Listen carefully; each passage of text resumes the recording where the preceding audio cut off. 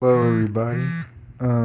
This is part two of my ranking every NFL team from 32 to 1.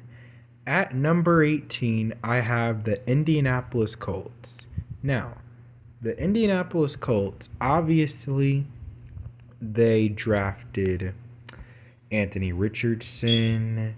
They hired Shane Steichen, which I thought was a big major move for them to improve their offense. And they run the RPO action when Shane Steichen was in Philadelphia with Jalen Hurts. So they will be doing the same thing with Anthony Richardson, who's basically a Cam Newton guy. His physical gifts, and strength and size as a quarterback and a strong arm, I think is what's going to really help him and really what Shane Steichen can work around and work building this offense around him and with Jonathan Taylor in the backfield, their running game, a defense that was solid last year. I mean, this Colts team is really going to be a surprise to a lot of teams this year. Now let's go to number 17. At number 17, I have the Jacksonville Jaguars. The Jacksonville Jaguars, well, the reason why I have them ahead of the Indianapolis Colts goes without saying. Last year they won their division, and I think what they had last year is going to carry over to this year, and they even got better.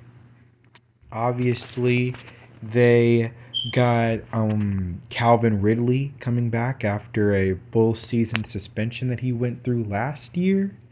And with other guys coming in, that they drafted and signed, I think that the Jacksonville Jaguars are going to be even better in 2023.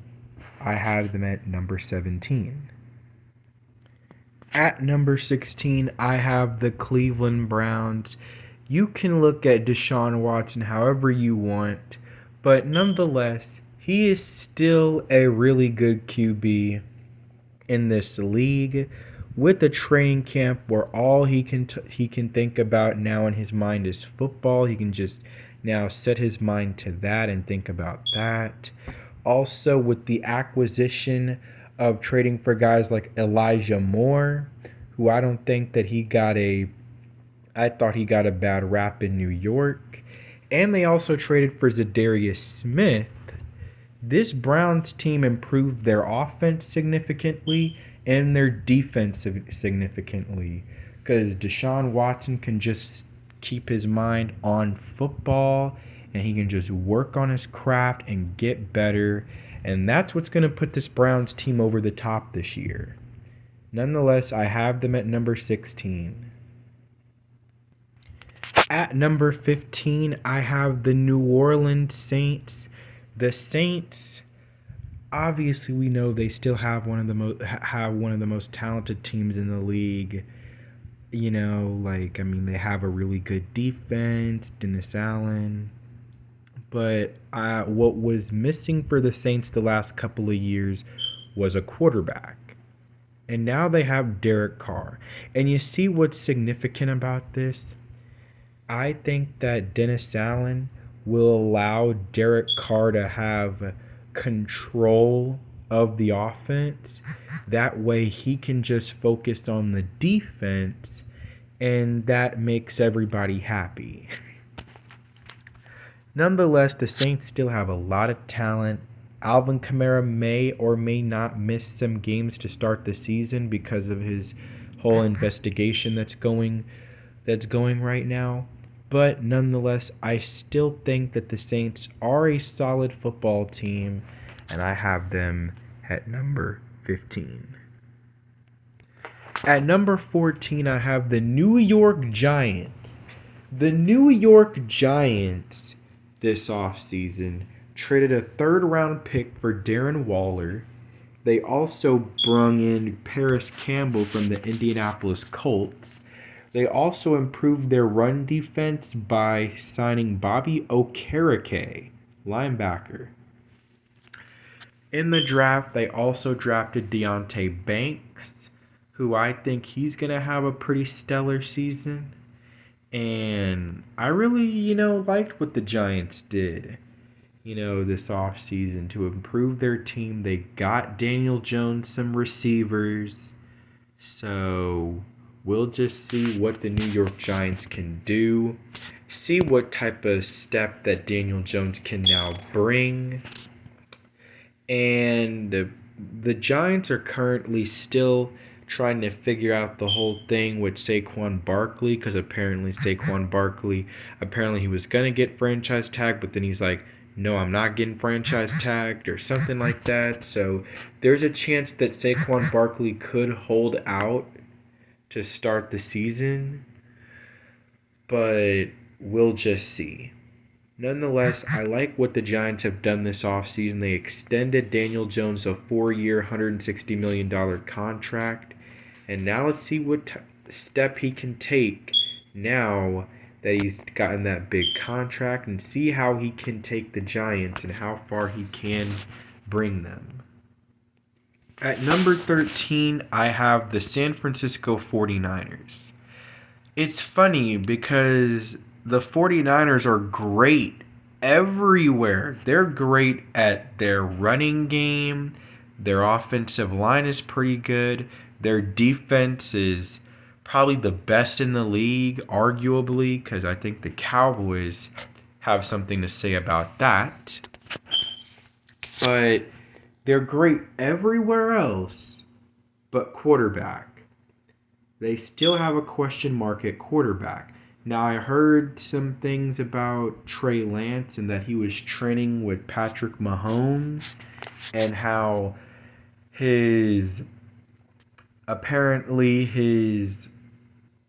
I guess, they said that, like his mechanics got better, he throws a lot better.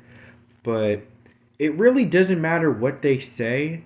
I have to see what he does on the field this year before we want to start talking about, like, oh yeah, he's really developed his craft and has really gotten better. Nonetheless, the 49ers, the defense is there, the running game's there. We understand what the 49ers are about, and Kyle Shanahan and his system. It just works, no matter who's under center. But I have them at number 13. At number 12, I have the Seattle Seahawks. In the draft, they drafted, obviously, Jackson Smith and Jigba. And I'm really psyched to see what he can do as probably the second option or third option. The Seahawks still have Tyler Lockett. But Geno Smith is going to have a lot of weapons. And he's going to be able to use them very well. All right. I feel like he really revitalized his career. And now it's just about putting the best team on him as possible. Now, I still think that they have holes on the defensive side of the ball. But there's no doubt that they got guys like Tariq Woolen on that defensive side of the ball that can help them. But I'm going to put them at number 12 because I still think they have some holes on the defense. They did bring back Bobby Wagner, so that is a plus. But I would like to see them improve in some other areas. At number 11, I have the Pittsburgh Steelers. Now, what to expect out of the Pittsburgh Steelers? Well, TJ Watt is going to be back, and we're saying hoping that he will be healthy this year. The Steelers are going to have a scary defense. You saw what they did to Tom Brady without TJ Watt. It was crazy. Nonetheless, I think that with a healthy TJ Watt, hopefully he doesn't suffer from what his brother did, where injuries started to catch up to him after his first few years in the league.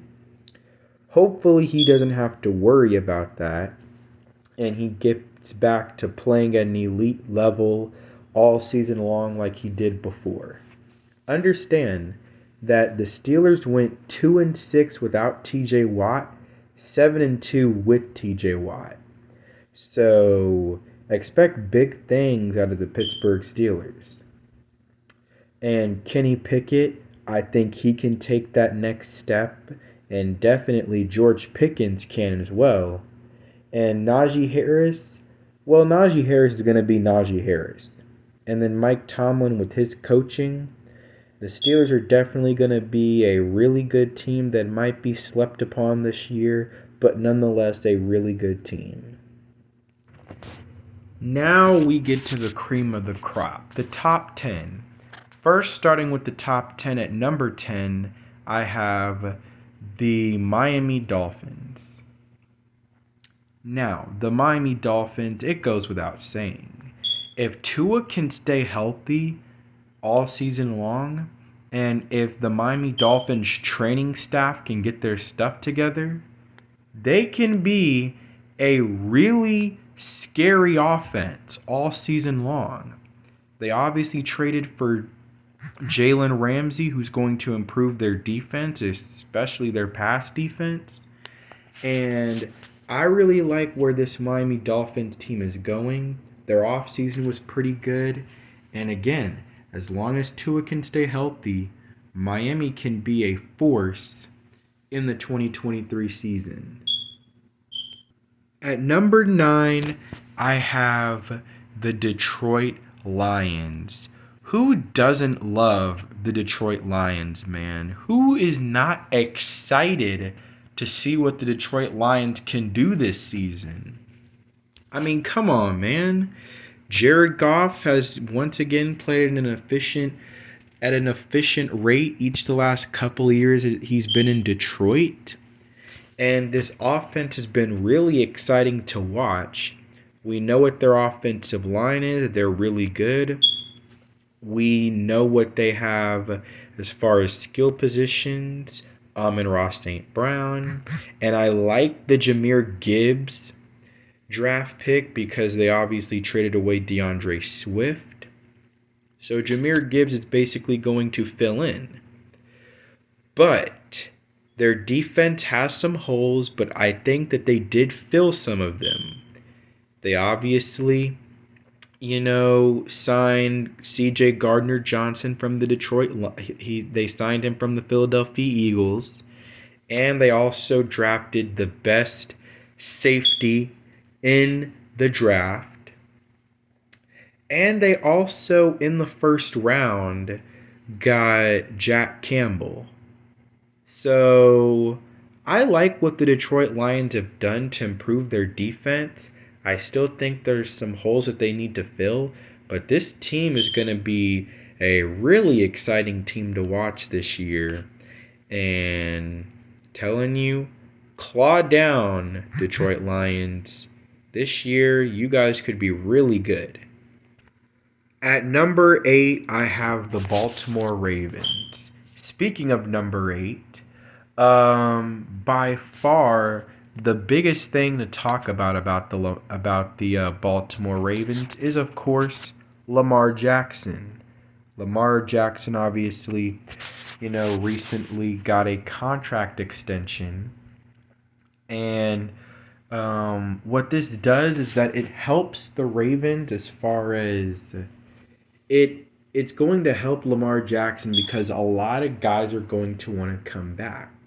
Now that they know that Lamar Jackson got his new contract extension as the highest paid quarterback in the league, now they're going to want to come back. Guys like Marcus Peters, possibly Chuck Clark, guys basically like that are going to want to come back because of Lamar Jackson, and they love playing for him.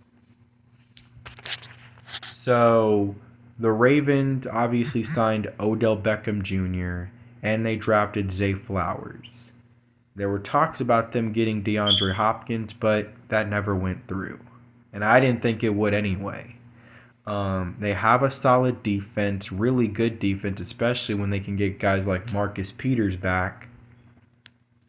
Yeah, this Ravens team will once again be a force like they've normally been with Lamar Jackson. At number 7, to probably a lot of people's surprise, I have the Green Bay Packers. Now, I know what you're thinking, but I think that the Green Bay Packers are going to learn a lot from time without Aaron Rodgers. They're going to understand that it's time for the passing of the torch. And Jordan Love, they're going to figure out that he is pretty good. And with the players that they've put around him, weapons, pieces on the defensive side of the ball, drafting Luke Van Ness, drafting that one tight end to basically, I guess he's supposed to replace Robert Tonyan, obviously still having Aaron Jones, A.J. Dillon, and of course already having Christian Watson. And you saw how he connected with Christian Watson on a crossing route over the middle for a touchdown against the Philadelphia Eagles last year. And I think that might just be a sign of things to come. Nonetheless, I think the Green Bay Packers are going to have a great season this year under Jordan Love. And yeah, trust me. All right, a lot of people are going to be a firm believer in the Green Bay Packers and what Jordan Love can do.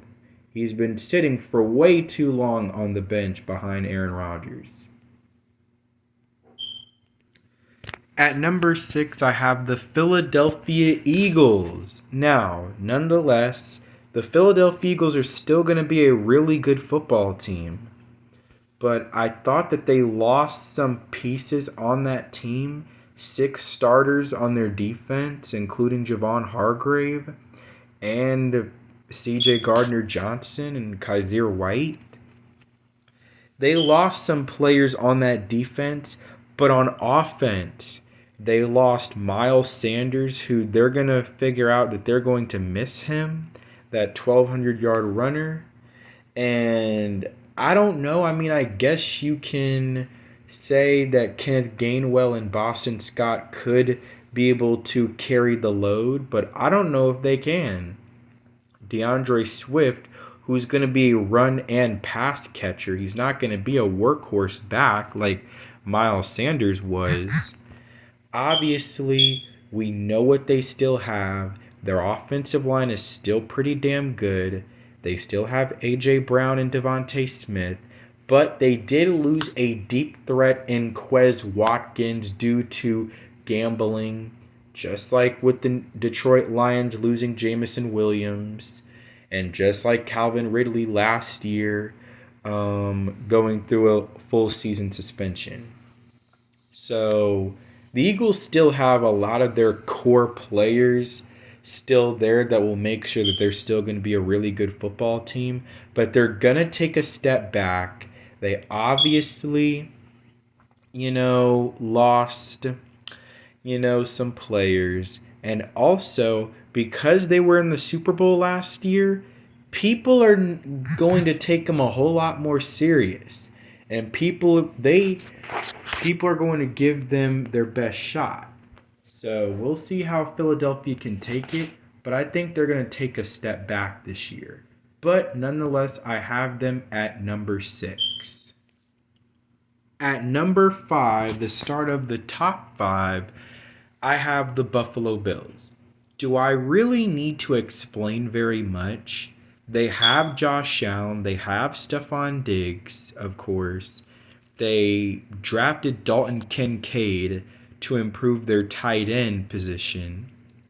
And on defense, they still have a lot of core players on their defense that are still there. They signed Leonard Floyd from the Rams to improve their pass rush even more. And I'm saying a hypothetical here. If Von Miller can heal the way Bills fans probably want him to heal, you're going to have Von Miller and Leonard Floyd coming off the edge, and that's going to be a dangerous pass rushing tandem to deal with. So, The Buffalo Bills, like, we know what they have. And last year, unfortunately, was just a major disaster for them for the things that happened. Micah Hyde having a season ending neck injury, Damar Hamlin almost losing his life on the field. I mean, there was a lot that happened to Buffalo this past year. But in 2023, this upcoming season, I think they won't have to worry about those things. They can put them behind them and they can get back to playing football at a dominant routine force. At number 4, I have the New York Jets. Okay, let's just get down to the nitty gritty. This team was already a contender. They had a great running game, they had a great defense, they had, in my opinion, good head coaching with head coach Robert Saleh. They just needed a quarterback.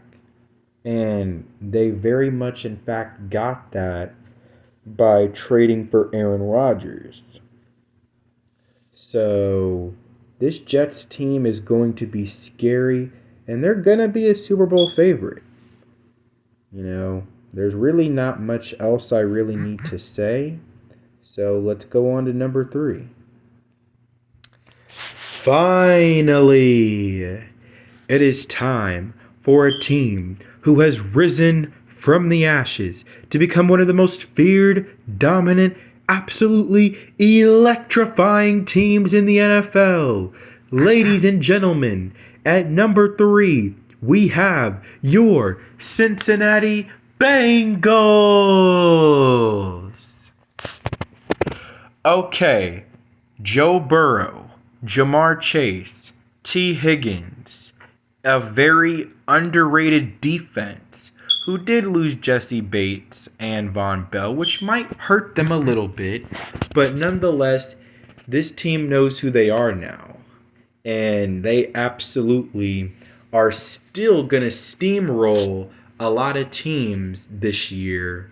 And with a high octane passing attack, there's not much you can really say to answer against it. They did improve their pass rush by getting a guy in the first round. And I'm just really, intrigued on how much better this Cincinnati Bengals team can be. Obviously, we know that they, brung in Orlando Brown Jr. to improve their offensive line. And I think he will absolutely improve their offensive line. He's a solid tackle, whether it's left or right. And, it's just basically, about what these guys can do. Nonetheless, I have them number 3. At number 2, I have the Dallas Cowboys. Now, you can call me a homer if you want because I'm a Cowboys fan, but I will say I have not seen a team do what the Cowboys have done. The Cowboys, first, they got rid of Kellen Moore. I thought that was the right decision to make. Mike McCarthy's calling plays, and I do like that. And they traded for Stephon Gilmore to improve their cornerback 2 position. They traded for Brandon Cooks to improve their wide receiver 2 position. Michael Gallup's 1 year removed from recovering from an ACL tear.